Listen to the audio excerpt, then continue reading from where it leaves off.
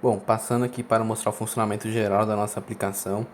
Então aqui primeiro a gente tem uma tela de login. Essa tela de login ela foi feita exclusivamente para ninguém de fora acessar a nossa aplicação e mudar os dados dentro dela, para ter uma camada ali de segurança.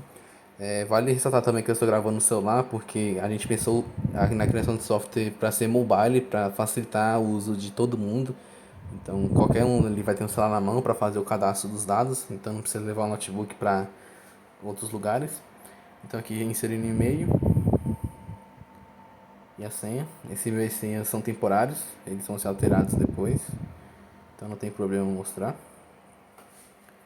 Beleza? Então aqui a gente tem a página inicial, que são a navegação entre os três CRUDs.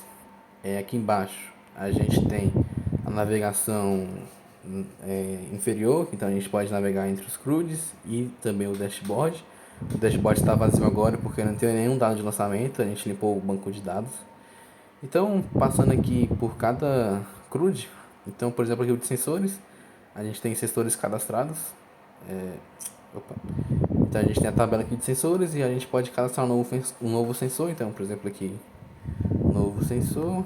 E também está validando os dados. Se a gente clicar em cadastrar, né, todos os campos devem ser preenchidos.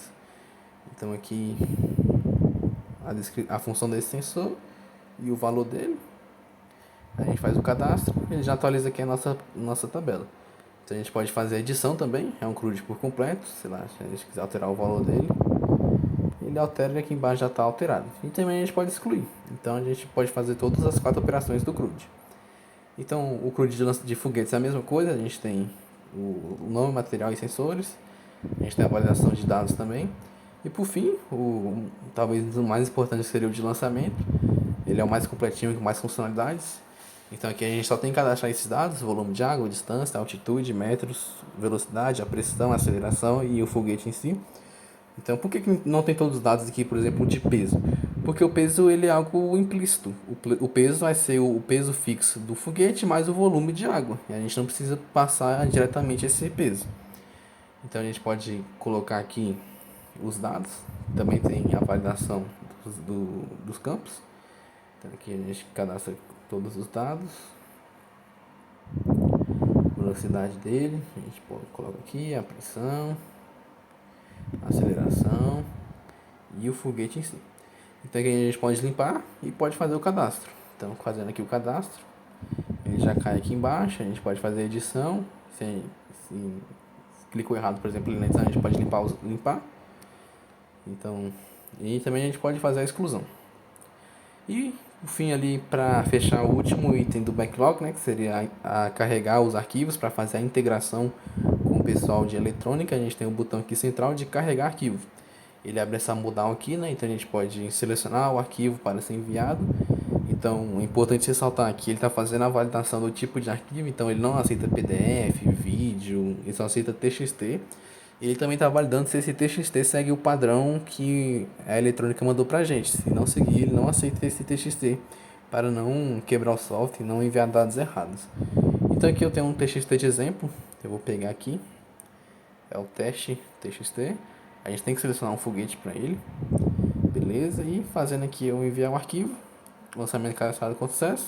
E todos os dados aqui foram cadastrados daquele TXT em específico. Então, tem alguns dados que estão zerados aqui, por exemplo, o peso, a pressão. Por que esses dados estão zerados? Porque são dados que não vêm da eletrônica, né? Eles não fazem esse cálculo do volume de água e da pressão. Então o que a gente teria que fazer? Seria editar e fazer esse cadastro ali do volume de água e da pressão. Então a gente coloca ali a pressão e faz a edição desses dados. Beleza, então aqui é o funcionamento dos CRUDs.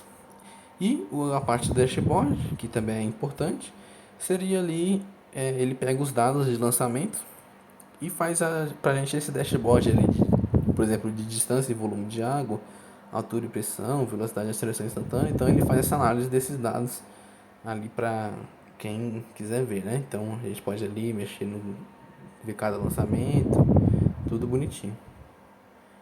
Beleza. Então esse é o funcionamento geral do nosso software e acredito que seja isso.